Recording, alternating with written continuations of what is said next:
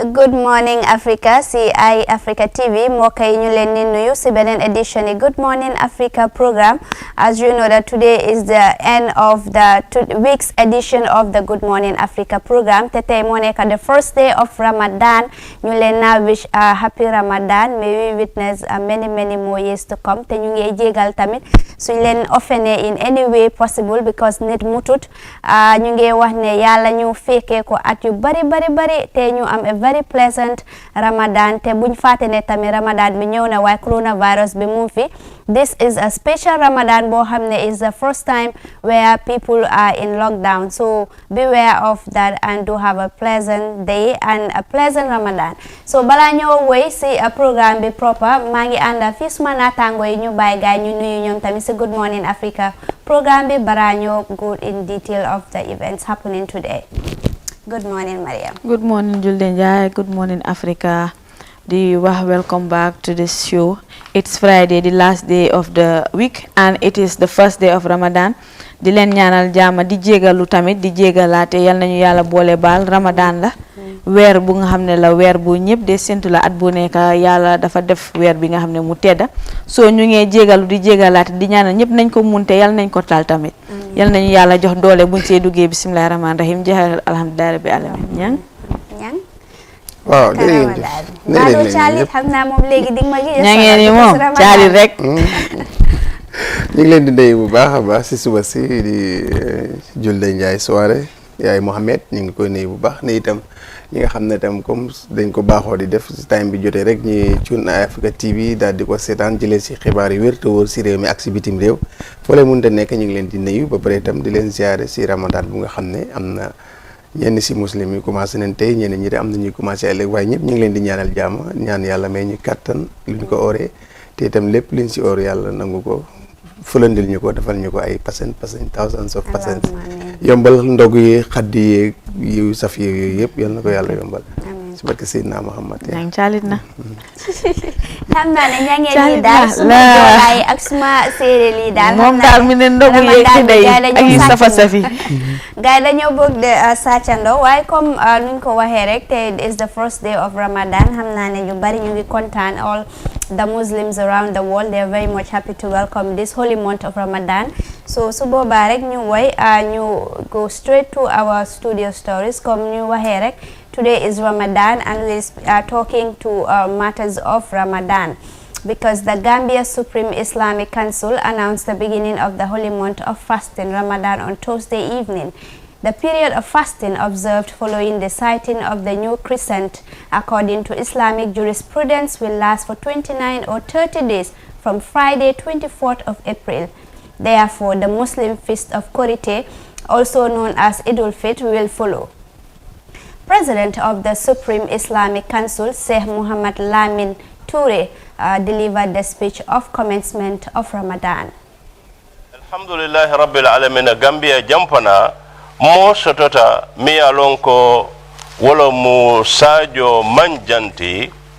rumba membe Gambia kombo jambanjeli bala wo fana ya itandi ko ate ani mo tan ibe sede ata karola alhamdulillah rabbil alamin wo kamala Supreme Islamic Council Gambia abe nyin dalilolu kela la semboti poruka kankularo ke Gambia banko kan janko inshallah nadia taala sama arajumo wala mu sunkaro la telefoloti Gambia jang. That is Sheikh Mohammed Lamin Toure. They are the president of the Gambia Supreme Islamic Council, informing the citizenry of the sighting of the moon, beginning marking the first day of Ramadan, which is today. Gis nañ ne tey si kaddu am mu ngi wax ne Gambia gis nañ ko di muut te tey moo xam naa ne joolaay séeréer yi yëpp dañ bëgg a yëfi wéedi xam nga ñi dañ dee wax ne Ramadan waaye Ramadan su ñëwee rek di nga gis ne ñii ñu ne tey ñii ñu ne ëllëg waaye julli bi moom su jotee ñëpp a dee julli ndoor waaye suma joolaay ak suma séeréer yi moom ñoom dañ dee bëgg a jël a day of every year. waaw julde comme nga lii daal yëfi diine la man duma si dee bëgg a sori because ñeneen ñi nga xam ne dañ dee jël diine personnally waaye comme lii dafa nekk lu nga xam ne right now fu mu nekk mu ngi bëgg a yàgg a Gambie because foog naa ëpp na léegi 5 years depuis this comme kon lifin bi nga xam ne disagreement bi bu mu starté di am affaire Ramadan tey ñii or ëllëg ñi le or tey ñii julli ëllëg ñi le julli waaye daal comme yàlla moo xam yëpp daal man daal Supreme Islamic Council comme que déclaré nañ ko te wax nañ ne biir Gambie am na ñu ko gis te ñooñu si am nañ seede ne fukki nit ne gis nañ ko kon yaakaar naa ne war nañoo mën a or because Supreme Islamic Council ñoo fi nekkal boppi islam bi fii si biir Gambia so ñooñu yaakaar naa ne suñ joxee dogalin su fekkee yow jullit nga te xam nga lu islam tamit the teachings of islam war ngaa mun a su fekkee Supreme Islamic Council war nañ la ko war ngaa mun a or yaa war ngaa mun a or am na solo tamit gis nañ ne lii nekkul lu bees si Gambia bi fii ñang during time Yaya Jammeh sax gis nañ ne ñu bari Yaya Jammeh daf di threaten sax ne dafa arrest alkalos of various villages ñoo xam ne ida oruñ o julli wuñ so waaye gis nañ ne this year tamit mu ngi mel ni affaire yaa ngi because ñeneen ñu ngi amee divergent views as to ñeneen ñu ne tey la ñeneen ñu ne ëllëg la so xam naa ne julli bi tamit dafa nekk the same thing so lan nga am pour wax si loolu noonu yooyu. waaw loolu sax jiitu na lu dem si nguuru Yaya Jammeh loolu yàgg na si àdduna bi yàgg na si depuis time yi prophète bi ñu bëri ñu ngi ko wax ne daf doon di am mbir mu yàgg la waaye mbiri yàlla te yàlla li lépp la gërëm kon damaa gis ne there is no problème kenn ku si nekk rek nga defee ko lu dal sa xel am na si solo bu baax a baax ñi ko def tey am nañ fuñ ko bées am nañ régime bi ñi ko def suba tam am nañ régime bi waaye yàlla moom leen ko defal te gërëm na yëpp te na ne utee si jaamu yàlla si islam there is no problème lii si islam amul benn problème kon there is no problème ñun ñëpp neen fas yéene rek ku si nekk rek ñaan yàlla nangul ñi rek that's the important thing waaye nekkul loo xam ne nag dafa door a am si àddina yàgg naa am depuis si jamono prophète bi daf doon di am waaw yàgg naa am so tey daal la Islamic Council declare as the first day of Ramadan in the Gambia so su boobaa rek ñu woy wax si leneen because still on the coronavirus stuff because Ramadan bi daal xëy na yóbbu lead na coronavirus bi waaye tey tamit dañoo wax matters of the coronavirus because in a bid to defeat the global pandemic Gambia's political figures have called on the government to join forces with sister nations across the world to fight the common enemy. This forms part of Citizen Alliance campaign to declare COVID-19 as the third world war at a time that no country is fully prepared for the challenge. The new party commits to support up to 28 communities during the first phase of attack of the virus. Detail of that in this report. One of the newest political parties in the Gambia, Citizen Alliance, has declared the coronavirus pandemic as the third world war that requires a measure on governments and stakeholders to advance victory for the sake of humanity. Speaking at the party's press conference on Thursday, Chairman and interim party leader of Citizens Alliance, Dominic Mendy, said, although COVID-19 is not human, it is real and elusive, adding that it takes special cognitive capability to understand the virus as enemy and ways to fight it. Humanity is under attack and the enemy is elusive. The Gambia, like all third world countries, is ill prepared for this war, which it must fight. Since every nation must contribute soldiers to this battle.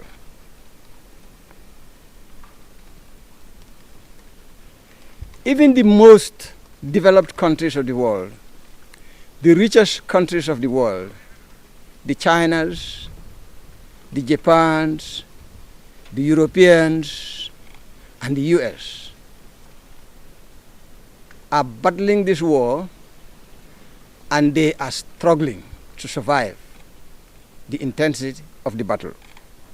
Mr. Mendy said, as a result, Gambians and the rest of the world must rise up to the challenge, noting that it is a world war being fought with all nations fighting as allies. Dr. Ismaila Cisse said, like in any crisis situation, leadership, solidarity, and compassion is required. He described the coronavirus as a common enemy for which he urged government to assume leadership roles informed by a comprehensive assessment of local realities. Nonetheless, conspicuously missing in the government strategy also, however, is a socio-economic blueprint or response plan that would address the financial and economic ramifications of the disease and an unexpected burden this places on our people and their livelihoods. Therefore, CA believes that the measures put in place by the government to contain the virus has the potential to cause adverse financial and economic impacts on our already poverty-stricken population. Dr. Ismaila Cisse said the primary responsibility of any serious government is to ensure leadership in times of crisis, to ensure that the health, economic, and social well-being of citizens during the pandemic of this nature and other disasters. Meanwhile, Citizen Alliance launched its COVID-19 response to the coronavirus pandemic with a relief package of over 200,000 meant to support the most vulnerable groups of the society. It constitutes two components over two phases. The first phase will focus on helping poor families so they can be able to cope with the economic effects of the pandemic through cash support. To this end, CA will disburse as seed money over $200,000 to support needy families in 28 communities, women in particular. The second phase will focus on recovery. UN Economic Commission for Africa estimates that over 300,000 Africans could die from the coronavirus. 27 million people could be pushed into extreme poverty. Citizen Alliance is a political organization founded on the ideals of democracy, civil liberty, social cohesion, and justice. For iAfrica News, I am Juldenja Suare. That is Citizen Alliance. They are one of the newest political parties in the country. In their bid to fight the COVID-19, they have also disposed an amount of 200,000 to communities in the Gambia. That is gis nañ ne ci report bi Citizen Alliance ñoom tamit political party la fii ci Gambia ñoom nag dañ declare COVID-19 as the third world war. Gis nañ ne am nañ fi first world war, second world war, third world war, waaye ñoom nuñ wax nag moo nekk ne this war moo nekk is the only war in the si àdduna bi fi boo xam ne dëkk yépp dañ booloo nekk benn pour fight. Danga gis ne in the first and the second world war dëkk bi against dëkk bi la waaye this one ñii yépp dañoo booloo fight this common enemy which is the coronavirus. te mu wax ne tamit dafa am solo torop pour réew ñi ñu boole nekk benn pour fight this common enemy which is the COVID-19 because dafa serious tamit. Si report bi tamit gis nañ ne gaay dañ estimate tamit ne the after impact of COVID-19 mooy gën a serious because ñi dañoo poverty dafa rise and deaths dafa rise. Gis nañ ne UN Economic Commission on Africa ñoom tamit wax nañ ne close to thousands and thousands of people dañoo suffer and millions of Africans tamit dañoo suffer from poverty. Waaw julde poverty moom dafa nekk lu nga xam ne comme dafa yaaga biir Africa. So ñu ngi doon struggle with that comme li nga xam ne that state of poverty. So coronavirus bi su waree ñëw after bem dem mu war a yokkaati comme that state of ñaaka dafa gën a métti si African si te African si comme ñun problème bi mooy suñu leaders yi ñooñu du taxawal. because da nga dee gis dëkk bu nga xam ne daf dee am resources yu bare ba pare still dëkk bi ñu ngi suffer from poverty man loolu daf ma dee jaaxal da nga gis dëkk bu am oil naka la fuel dëkk baa ngi am fuel yow dëkk boobu still li fi ni nit ñaa ngi suffer nga gis dëkk bu nga xam ne mu ngi am mountains of diamonds nit ñaa ngi suffer dëkk bu am copper the same thing the list goes on Africa te dafa am bari resources yu nga xam ne Africans fana Africa rek laa mun a wax foofu nga ko mun a gisee waaw waaye Africa lan moo waral comme ñun this poverty extreme poverty bu nga xam ne dafa métti bu nga xam ne askan bi saa yu nekk rek ñu ngee jooy plus coronavirus bi war a ñëw ñu ne la toogal doo liggéey ak yooyu yëpp after coronavirus bi the impact of that poverty dafa am métti trop askan bi daal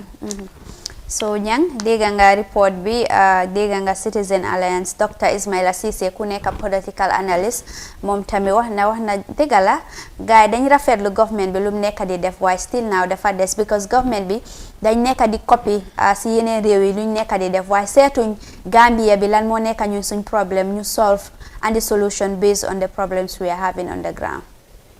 waaw xam nga affaire yi moom nu ñëwee dafa xaw a garaaw dafa bett àdduna bi yëpp su ko defee copie itam dafa yàgg si àdduna parce que àdduna fii ni ñu fi njëkkantee noonu leen dee séddante mënul ñàkk doo mun a te am na ci yi nga xam ne soo ko mënul nga ñëw jël sa bagage si bopp dafa xaw a jafe ñoom nag def neen lu am solo parce que ekkati neen tuuti si koppar li ñu am comme noo ko waxee noonu si amount boobu daal di ko dimbalee askan bi loolu tam ñu ngi leen si doon xaar di si xaar ñëpp because ñoom tam dañ si am big responsibility because seen parti boobu noonu nit ñi ñoo tax ñi samp ko te nit ñooñu comme ko jóg neen pour dimbale dafa mel ni kon bàyyi neen xel askan boobu itam loolu leen dee bëgga because su fi campagne jógoon ñoom ñëpp ku si nekk dangaa ëpp dinañ jël lu ëpp 200,000 au millions dugal ko si ay gële fële foyel ay yaay compine fële loolu yëpp lifin ko te nag ñoom amoon neen beneen stratégie pour dimbale askan bi parce que ñi si bëri si ñoom am neen setup yu ñu def si dëkk yi yaay ay compine fële régional nangam soo ñoom tam ñu jéem a jël li ñu am yóbbu ko si ñoo ñu dem tasaare ko waxuma nag seen niti parti tasaare ko si nit yi nga xam ne ñoo dëkkee daal ay te yelloo ko so loolu lu am solo la waaw. Okay, dafa am solo si boobaa ñu woy tamit we come back again talk about matters of Ramadan comme nu ma ko waxee rek tey moo nekk the first day of Ramadan. So Muslims around the world began marking the holy month of Ramadan under coronavirus lockdown on Friday with unprecedented ban on family gatherings and congregation prayers. While a pushback in some countries has sparked fears of a surge in infections, one of the countries that will be hugely affected is Turkey. The predominant Muslim country has taken measures against the novel coronavirus during the holy month of Ramadan. Turkey has registered over 100,000 cases so far, with death toll reaching nearly 2,500. We now cross over to Istanbul to connect with our very own Ankara, to talk to our very own Eastern Middle correspondent Salim Seidi. Good morning, Mr. Seidi, and thanks for joining us. Good morning, Julie. Well, we've seen that today is the first day of Ramadan in the Gambia here, and I believe that is the first day of Ramadan in Turkey. Has the 2020 month of fasting been observed in Turkey as of this Friday morning? That's right. Turkey is also observing the holy month of Ramadan today. Ramadan is a holy month for Muslims around the world. Most Muslim majority countries started fasting today, including Turkey, Kuwait, Saudi Arabia, and almost all the countries in the Middle East started fasting today. Now, under normal circumstances, what do happen is that devout Muslims around the world mark the holy month by performing prayers, evening prayers known as Taraweeh. But then the coronavirus that has taken its toll around the world will not make this possible for people to pray in mosques and, of course, in most places due to the pandemic. Now, widespread rules has been imposed, banning praying in mosques and, of course, meeting relatives and friends to make like iftar meals at dusk. Now, which is a centerpiece of the month-long fasting. Now, Saudi Arabia's King Salman, through a state news agency, has said that it pains him that the holy month of Ramadan is, of course, taking place under circumstances that prevent people to pray together, of course, in the kingdom. And we know the kingdom is home to Mecca and Medina, which are of course, the two holiest sites in Islam. Okay, I want to believe that this is the first Ramadan where people are celebrating it in a lockdown. So how is the mood like and preparation so far in Turkey? Well, in Turkey, Ramadan began in a 4-day curfew to cope the situation in 31 provinces that account for 75% of the total population. It will be the fasting for this Ramadan. All events where people will gather for iftar or break their fast, which may attract large crowds, have been banned. And of course, people are urged to maintain social distancing outdoors as well during the iftar and shahur, which is the meal before starting the fast. So measures are also taken in place to temporarily close all places and streets that may be crowded during iftar and sahur. So visits to holy shrines also are also restricted. So most of the places these are the things that people do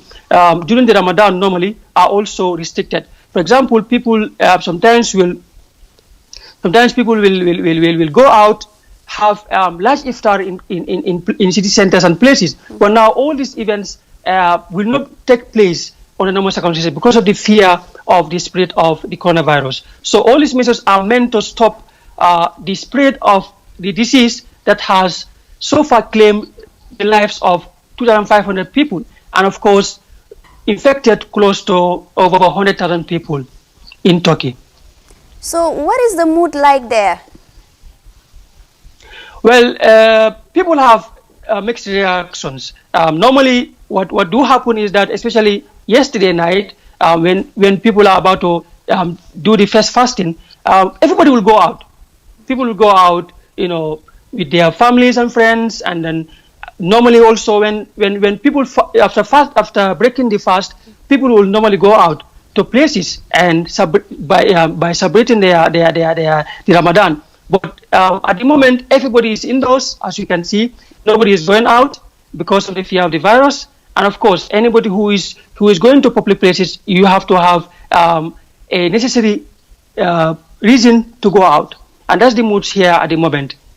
As you can see, the streets are empty and all the places are closed. Most of the places are closed and the streets are empty at the moment here in Turkey. Thank you very much, Mr. Saidi, for your time. You're welcome, Julde. Back to you. Thank you. That was Salim Saidi speaking to us live from Ankara.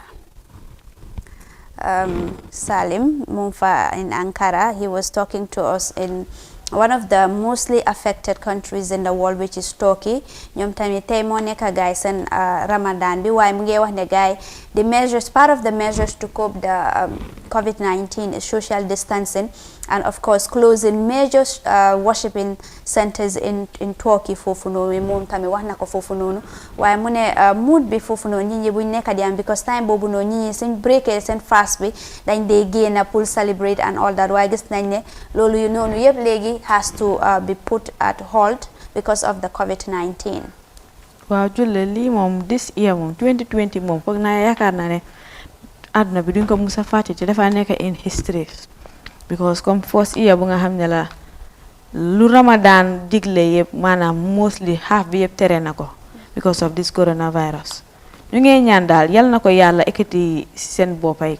yal na len yalla may fi ñi nga xamne dal coronavirus bi yal na yalla stop infection bi mu li len bala Ramadan bi di jeex na man lay bëgg na géja dégay fi coronavirus bëgg na dégga ñu ne it's free dal lockdown bi is being lifted. Ñang waaw dégga Salim fofu nonu wax na lu am solo waaye mbir mu metti la du togi rek ñun tam ñu ngi koy dund àddina si yëpp koy dund but ku ñu ko sant tam moo ñu teg loolu so ñu bàyyee ko lépp rek te xam na jamono la boo xam ne ni jamono yëpp jamonoom la waaye bii nag moo ñu sant lu nga xam ne ni waxul kenn pour mu def paiement bi moom moo ko fayal boppam because moo xam nit su ko joxoon ñeneen mun naa laaxoo dugg fale waaye moom moo jël responsabilité pour fayal boppam weeru koor because xam na doomu aadama te fu mu nekk mu ngi fa wala mu ngi ànd ak moom wala mooy moom moo tax mu jël responsabilité ne moom mooy fayal boppam weeru koor moo ñu ko sant nag indi boole ko am na natt bu mu ñu teg kon nag am nañ opportunité bu baax pour gis ne ñun muslim si ñu ñaan yàlla teggil ñu ko si biir li nga xam ne ni weeru koor la nga xam ne lu mu jox cër la because moo ko téyel boppam dossier yi document yi moom moo ko téyel boppam dénkul ko kenn te moom rek ko mën a téye so loolu lu am solo la si moom lu mu yëg la lu mu farataal la dugg nañ si nag ñu boole kooku ñaan pour yàlla teggal ñu léegi waaye lu tokki nekk fa la ñeneen nekk fa la ñeneen nekk soo mbir mu doy waar la waaye ñëw comme ni ñu ko waxee nekk nañ si jamono boo xam ne nag am nañ yaakaar ne buñ si ñaanee yàlla dinañu si génne comme ni ko Mayram waxee ba nga xam ne dafaa doon fàttaliku ba nga xam ne bu ko di tega lu ñu neex leen koo célébrité dugg fii génn fii incha allah di ñaan yàlla balaa ñu si àggal yëpp nekk loo xam ne lu sedd na daal waaw. Allahumma amin. So Boba, let's move on and talk about other matters, because President Adama Barrow has submitted before his colleagues in the West African bloc that the coronavirus pandemic has hammered the Gambia's economy with job losses and possible collapse in many businesses. He noted that it is a tragic that the vast majority of no regular income and has no social security in case of loss of wages. Mr. Barrow, together with his cabinet ministers, took part in the ECOWAS online summit on the situation and impact of coronavirus on the West African region on Thursday. This pandemic will certainly continue to have devastating consequences on our economies. 2/3 of workers in the Gambia work in the informal sector, which accounts for 80% of the informal economy. It is tragic that the vast majority have no regular income and therefore have neither savings nor any social security buffer in case of loss of wages. In this difficult situation, they cannot meet their basic necessities. In revisiting our policies to address COVID-19,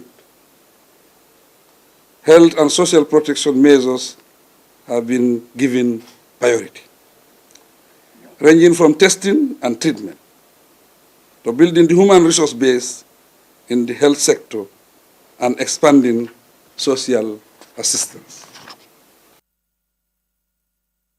Is President Adama Barrow there speaking on the ECOWAS summit there on the impact the coronavirus has in the country. Gis nañ ne njiiti réew mi President Adama Barrow moom tamit wax na contribution am si ECOWAS summit bi waaye moom lu wax ne Gambian business yi they will be affected because ñi tamit dañoo lose their wages yi moo nekk guys seen salary because most of the people here amuñ social security back in the country. So loolu noonu mu nekk loo xam ne dafa hit hard in the Gambia's economy because if people are not working and ñi nekkuñ di am seen dunduwaay loolu dafa nekk loo xam ne in turn dafa affect economy bi. loolu rek la si wax waaw kon ñang li sa xalaat. non lu doy waar la mesures yooyu yëpp moom indi na ko xam naa ne li si jël rek mooy ñun li si xalaat mooy ne moom ñu seet naka lañ see taxawee pour ëllëg waaye li foog mu métti nag lu dal la si ko àdduna bi yëpp réew yi am doole yi sax ñi ngay xalaat si ëllëg ne dinañ si nekk si jafe-jafe waxantuma la ñun ñi nga xam ne daanaka daf ñu fekk si jafe-jafe so waaye moo tax li si gën a important mooy waajal ko because mbir mu nekk am na nuñ koo waajalee so te ñoom moom moo amee léegi am naa yaakaar ne foog mu indi ay borom xam-xam yu nekk si dëkk mi ñu toog ak moom planal ko seet naka la ñoo waajalee loolu noonu because rawatina sax nawet bi ñoo jubli si loolu moo si gën a important moo tax nawet bi li ñu war a jox cër la bokk na si li nga xam ne moom bu baaxee rek dina xaw a wàññi suñu tiitaange tuuti si yàlla la nekk nag waaye waajaay yi si war yëpp government bi daf ko am pour teel see jóg tam gis ne bokk na si point yi nga xam ne ñuy waajalee ko pour économie bu nga xam ne am neen yaakaar ne dina daanu boobu moom mbiri agriculture bi ñu taxaw si bu baax a baax door a jublu si yeneen ak yeneen ak yeneen. am na solo comme noo ko waxee rek man I believe ne agriculture bi daf dee contribute a lot in the country here so Gambia suñ delloowaat si tool yi rek dafa cope the coronavirus impact bu moo am fii te many experts tamit dañ predict ne coronavirus bi moom tolof lu mu nekk lu moo andi ak jafe-jafe yu moo andi si biir réew mi o si àddina si I think after moom impact am di aftermath bi mooy gën a serious because da nga gis ne nit yu bari dañoo ñàkk seen liggéey ñeneen duñ am seen dundiwaay ñeneen dañoo nekk loo xam ne seen économie yi dañoo daanu gis nañ ne China America yëpp ñoo xam ne they are the veto powers yoo xam ne the world richest countries in the world ñoom sax they are affected so countries yooyu noonu su dee ne gars yi dañ they are hit because of this coronavirus man I believe ne dëkk bu mel ni Gambia daal it will not be an exception the president Adama Barrow comme ni mu ko waxee waaye moom tamit nag moom moo nekk suñ jiiti réew dëgg la it's good that mu dem si ECOWAS bloc bi mu wax ne lii ak lii ak lii moo happen but I think it's only prudent na gars tamit support ñu whole ways of supporting the citizenry comme order dikay niñ ko nekk di defee gis nañ ne the private sector ñoom ñëw nañ di def seen kenti lay kattan make sure ne ñu dimbale citizens si government bi tamit ñoom tamit ñu ngi amee plans on board pour roll out such initiative pour dimbale askan bi but I think ne dafa war a gaaw because xam nga Ramadan bi moom lu goods yi and services yi dañ daf dee expensive loolu laa rek daf dee cher su dee ne dalasi la dee jar dañ ko dee yokkatu 2 dalasi so fu mu nekk nii na coronavirus bi ñii nekkuñ di dem liggéey oo nekkuñ di am that much money boo xam ne mun nañoo survive and all that so it's only prudent on the government pour mu support waaw am naa yaakaar ne this year moom price bi dina normal bu ko fekk na government ñu ngi ko contrôle ba pare because am na ñu doon jéem a yokka ñooñu am na leen si fekka yóbbu na leen koot ñii alamaan nañ leen so loolu moo régulate price bi ba nga xam ne ni this time am nañ yaakaar ne fu mu nekkoon foofu la moo nekk du dem so loolu su amee daal dina ba so mbay mi dafa am solo bu ko Gambia léegi seen soble bi mu ngi ñor so waratuñoo jëli beneen soble si loolu because gis naa ñu ngi dem si luuma yi ay ndugg keebe yooyu noonu amatut so soble bi xam nga soble dëgërut yéen jigéen nga xam ngeen su yàggee rek dafa yàqu waaw loolu so xam naa dinañ si def programme pour naka la gars yi di dimbalee baykat yi soble yooyu seen soble bi because jokaado soo fa demee ak si badi bi bu noonu boori kerewaan bi dañ ko dee óoba bay si seen dex bi te fu mu nekk ñor na so waruñu alaaw beneen ñëw boobu dafa war a ñëw ñu jëfandikoo si biir weeru koor yi ñoom itam ñu gis si seen bopp waaw dina am solo bu baax. waaw am na solo su boobaa ñu move on wax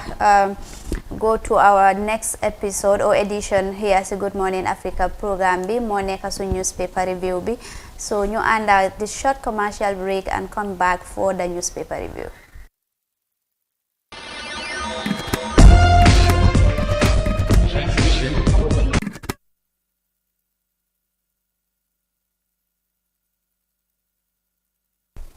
Welcome back. After that short commercial break, we will now go straight to our newspaper review. But before that, let us acknowledge our proud sponsors, which is Star GSM companies who are involved in mobile phone, mobile repairs and mobile accessories, solar installations and all that. Their headquarters is in Tabokoto and of course in the Greater Banjul area. If you need anything regarding mobile phone, you can go to Star GSM company ñoom ñu fa seen makam bu nekk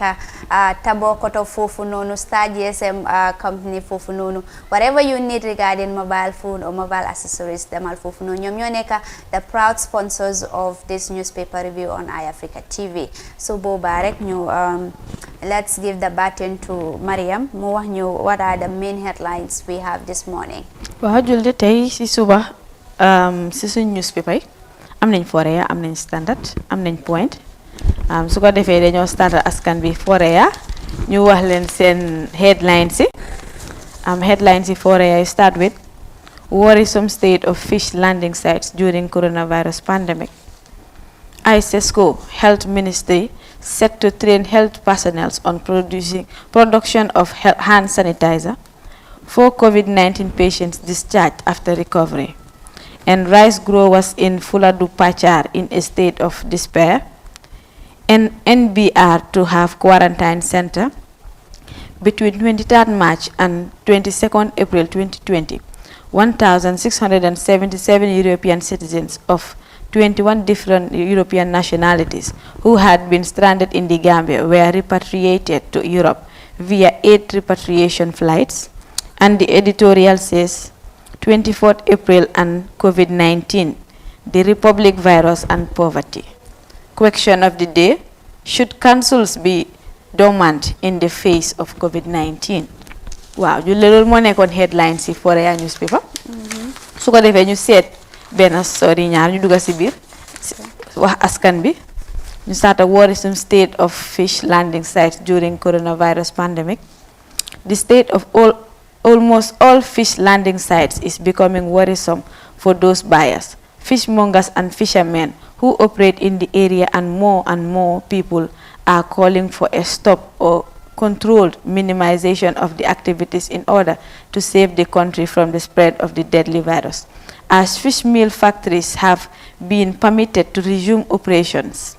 the state of activity at these sites can be compared to that of a beehive, considering the number of people who mingle together without observing any of the preventive and protective guidelines and measures provided by the World Health Organization and the Ministry of Health.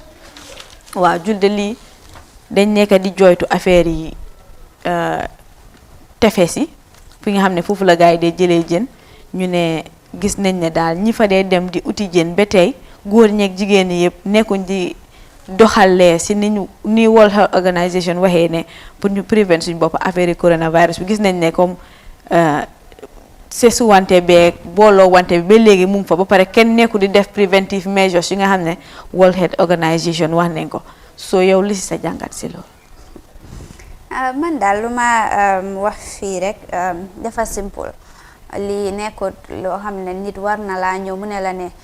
def ko rek nga teg ne ok mais bi moom la moo njëriñ nga ne ok xaaral ma def ko o xaaral bu ma ko def lii sa bopp la moo njëriñ soo ko defee sa bopp la moo njëriñ soo ko defu tamit nga gis ko so man daal foofu laay am social distancing World Health Organization ñoo ko wax pour ñu ñuy practice ko pour this coronavirus waaye ñi ñi suñ ko defutee léegi des na si ñoom daal kenn du mun a force kenn nga def dara. waaw kenn du mun a force kenn nga mun a def dara ñang loolu ay naka la sax ay Mohamed loolu problème la loolu moom Gambie doxaluñ ko pour mu leer fan ngeen ko gis si Gambie bi pour mu am. dégg nag magee di nekku fa. nekku si moto yi. nekku si kaw yoon bi nekku sax si liggéeyukaay yi fi ñu koo sant si seen bopp sax. defuñ ko. doy na waar. soo léegi nag. dañ ko dem bi lifin ko pose ko gars yi tefes gi foofu waaye fi soo demee sax si office yi bëri sax day doon doy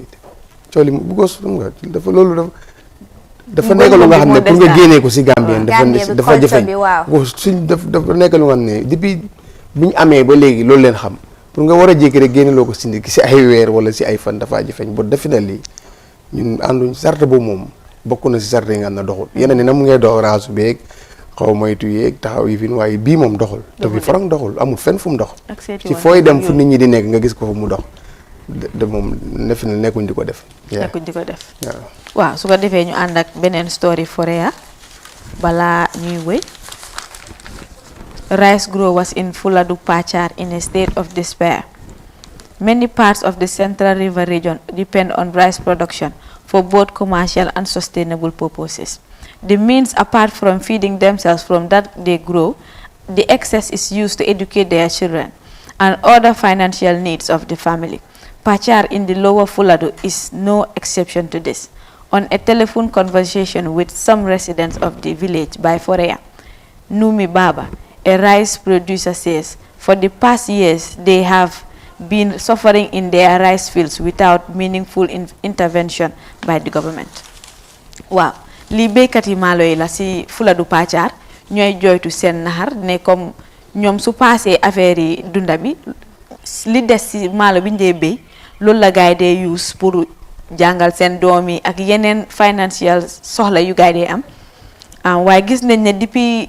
comme at yi passé yëpp daal government bi duñ leen dee dimbale si dara si affaire yi comme jàppale leen daal si yëfi mbéy meeg yooyu noonu julde su dee ne report bi it's anything to go by I think government bi dafa war a dimbale gaay because mbéy mi dafa am solo torop si Gambia bi because agriculture contributes a huge chunk in our GDP so as such ñoom su dee ne lii la ñoo amee seen dundin ak fii la ñoo supporté gaay seen family and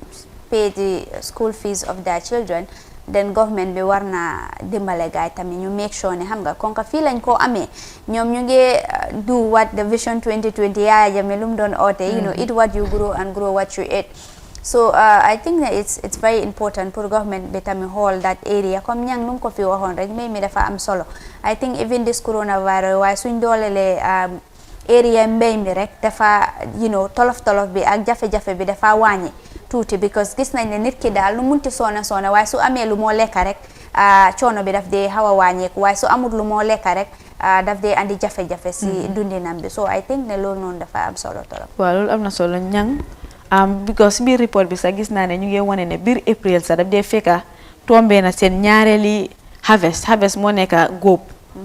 comme maanaam si at bi daal dañ dee góob ñaari yoon April bi daf dee tombé ne góob ne ñaari yoon ba commencé waati di def mbaliñ pour seen ñaareel lifin bi pour ñaareeli mbéy bi waa lu am solo la te gis nga maalo moom xam nga moom la réew mi di dundee xam nga pàccaar la xam nga dafa bokk si biir jaxari pàccaar la nekk xaw ma waaye gis nga foofu waaw area boobu buñ ko développé woon rek maalo boobu mun na dundal Gambie te konoon nag mooy lu ma wax léegi rek mooy man lu ma gën a gis si économique bu ñuy ragal mu daanu ëllëg waaye comme ni ko Julde waxee nit ki soo amee li nga lekk rek loo am si économie mun nga ko manage because the main problème mooy nit ki pour mu am lu moo lekk nit ki lu moo lekk su ko amee li nit di lekk si yombee réew yi développé yëpp loolu leen rawee loolu la waaye fii dund bi daf fi seer soo si plosé nag économique bi am problème dafa métti moo tax léegi opportunité la nawet mu ngay jubli si il faut nguur gi nag jox cër ministre of agriculture li ñu ko daan natal sax natal ko lu ëpp loolu gis ne mbéy mi moom li si war yëpp taxawu neen ñi koy def ñu mu gën a sotti rawat mbéy maalo bi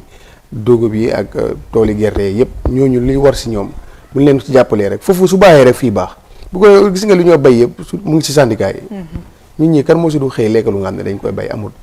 li si bëri li ñoo bay la soo su ko defee ñu dooleel leen ñooñu itam ñu war a dooleel leen ñi nga xam ne ñoo nekk ci mbiri maalo moom bu ko war nañ dem ba bénéfice bi génn si seen biir rek lu ñoo dundee ak lu ñoo jaay jëfandikoo war nañ mun a dem ba di sarse ay troc muy ñëw komba su ko defee muy nekk si magasin yi gis nga loolu suñ ko amoon rek dañoo gis suñ bopp si kanam waaye su fekk ñu ngi koo tardé rek dafa doy waar mention nga fi sax former président bi ku amoon interest si mbay la doon plan bi moo desoon rek ba benn ruq la ko defoon muy area waaye da ngaa développe ñi koo def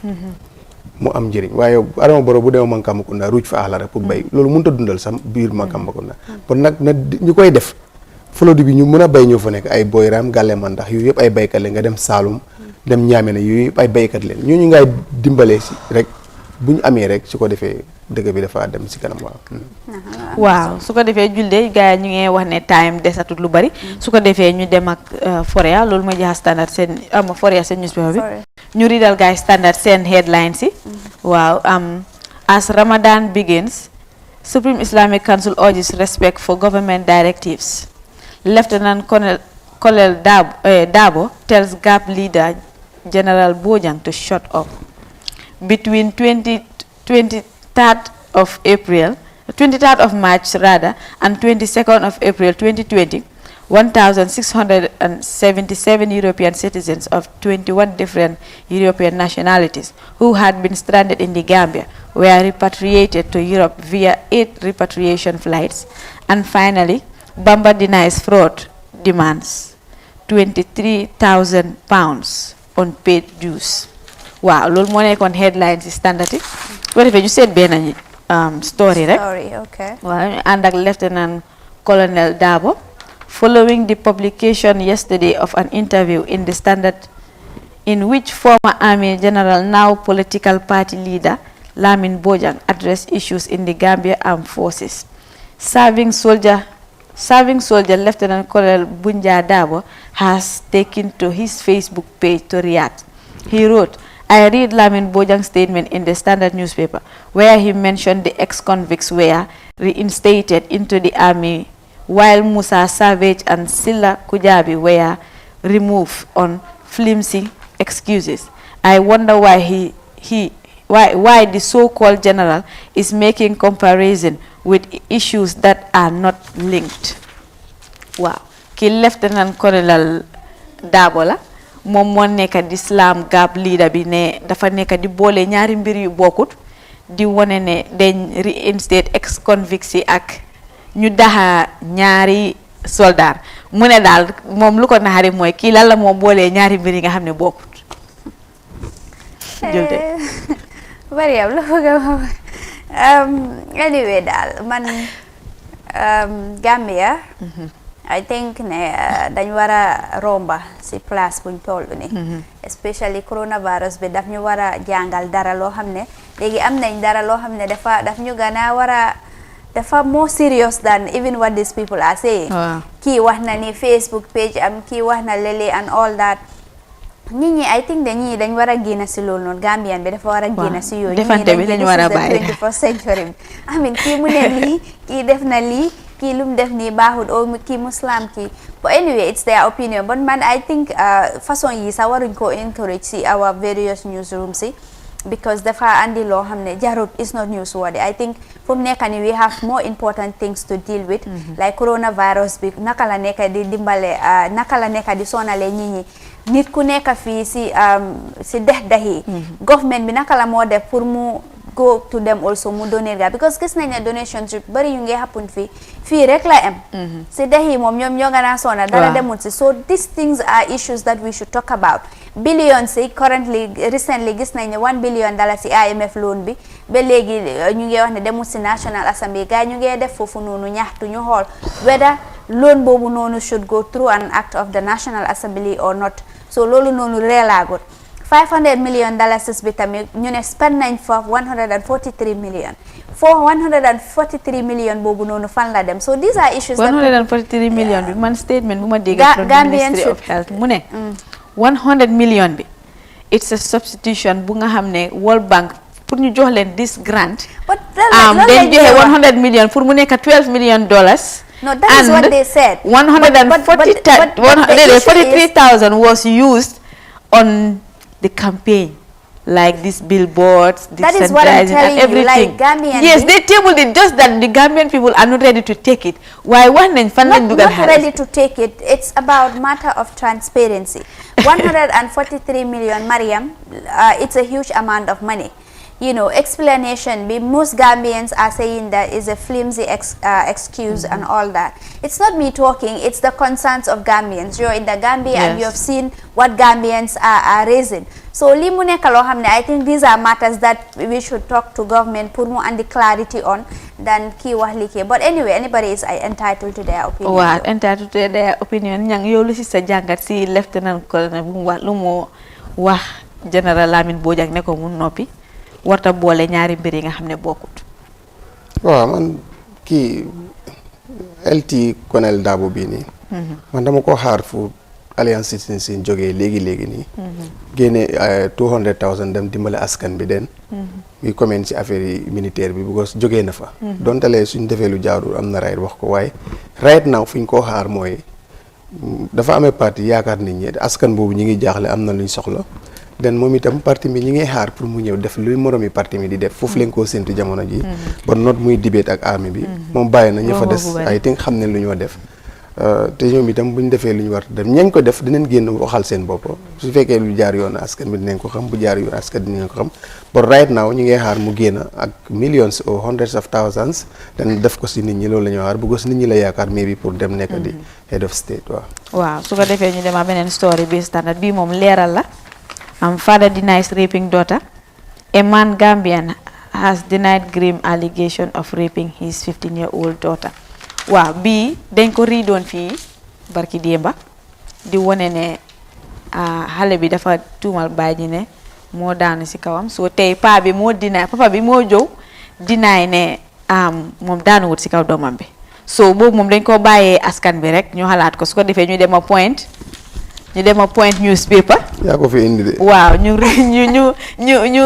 jukkil askan bi guys seen headlines yi. Dr. Cissé challenges government to shed light on how 143 million is spent. 2/3 Gambian workers face difficult situation due to COVID-19, and former GPA MD appointed as deputy GCC manager. And finally, COVID-19 pandemic. Citizens Alliance launch crisis relief fund. Waaw loolu moo nekkoon headline si point. Su ko defee ñu story benn rek because amatuñ time. ñu ànd ak former GPA MD appointed as deputy GCC MD. Reliable sources have informed the point that former managing director Gambia Ports Authority Lamin El Sanyang has been appointed deputy managing director at the National Food Security and Processing Marketing Corporation, known as GCC. Waaw lii ñu ne Lamin bii nii Lamin El Sanyang daf doon liggéey Port Authority moom moo nekkoon managing director bi foofu noonu waaye léegi nii dañ ko daaxoon daal dañ tekki woon ay nomba tànkaam waaye léegi delloo nañ ko ci GCC lañ ko jox beneen liggéey ñu def ko deputy managing director. Anyway, congratulations to him. And we hope that he performs as expected. Waaw ñang waaw xam naa ne daal ni ku baax la moo tax ñu delluwaat ko fa ku mun liggéeyam la waaye toogoon na tam téye boppam ba ñu delluwaat ko feneen fu mu dem nag fu garaaw la foofu ñu dëggu ñoo fa war a nekk parce que ñooy leeral askan bi so luñ jàllale lu baaxul rek askan bi loru si moo tax foofu nag ku fa nekk war ngaa xool si ak anyway foo mënta nekk nga xool si diggante yàlla nga def liggéey bu set waaye rawatina foofu buntu bu important la te am nañ président bu ko fa yóbbu am na si moom yaakaar ba delluwaat ko fa am naa yaakaar dina am taxawaay bu rafet boo xam ne dina ko fa def incha allah moom ak MD bi fa nekk wax. waaw moom ak MD bi su ko defee time amatut am technical jul tung sa ngi topp suñ noppay rek ne time jeex na waaw léegi nag mu ne nañ tàggatoo parce que time amatut so ñu ngi tàggatoo di ñaan askan bi di leen ñaanal jaama waaw baax na kay tung bàyyi man dama ñaanalante ak nit ñi di ñaanal askan bi jaama weeri koor la yal nañu ko yàlla munloo yal nañ ko yàlla am loo lu ñuy teg ndogu teg xida yëpp li nga xam ne yaa ngi ko ñaan si Ramadan bi yal na ko yàlla defal yal nañu yàlla booleeg njaboot bi yàlla musal leen si seytaane di leen ñaanal jàmm niñ dugga si biir bismillaahi rahmaani rahiim alhamdulilah te bacilo tamit maa ngi leen di ñaanal yal nañ am jabar parce que ñu ngi am benn bacilo bu xees suñ koñ dama bañ muy ndogu si junction bi wax naa ko nag mu takk coronavirus bu mu nekk jabar seerat bacilo ñaar la di yal nañ am jabar déedéet dafa am bacilo am spinster bacilo yi lay ñaanal bacilo yi nga bacilo ñooy takk rek jabar la ñaanal ñi ñu am jabar ñaanal ñi ñu am jëkkër bacilo yi lay ñaanal parce que bacilo yi ñooy takkay ñooy dem takki spinster yi ñoom duñ takka kenn dañuy xaar ñu takka leen so bacilo yi lay ñaanal ñu takka ayewut si islam de pour nit tamit jël waaw jigéen wax buga am ayut waaye ñu ngee ñaanal tamit bacilo yi tamit si barke weeri koor bii yàlla may leen lu gaay di tagee ndax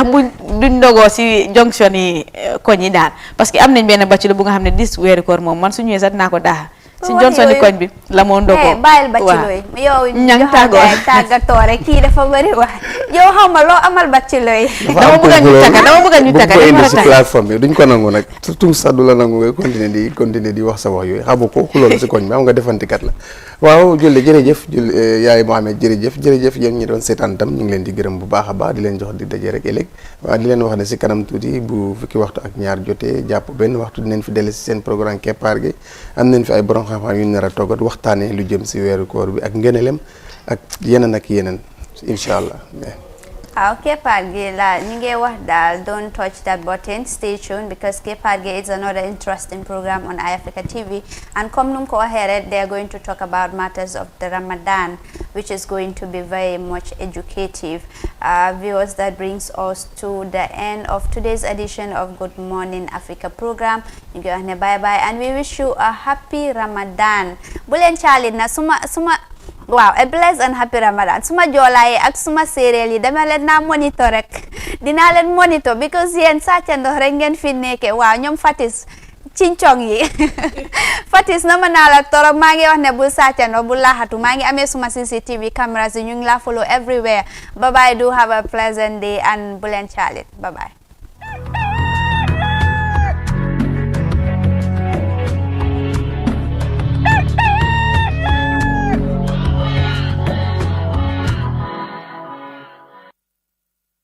Have your say. Fellow Gambians, my government has approved a $500 million emergency fund, which the Ministries of Health and Finance will work on for disbursement and use to fight COVID-19 menace. xaalis bi tege yomb na waaye xam lu jafe mooy séddale bi niñ ko séddalee ak ndax danañ ko jox ñi ko yeeyoo wala duñ leen ko jox loolu moo jara laajte. cause loo xam ne la nit yee tax ñu joxe ko te nit ñi ñoo leen fa teg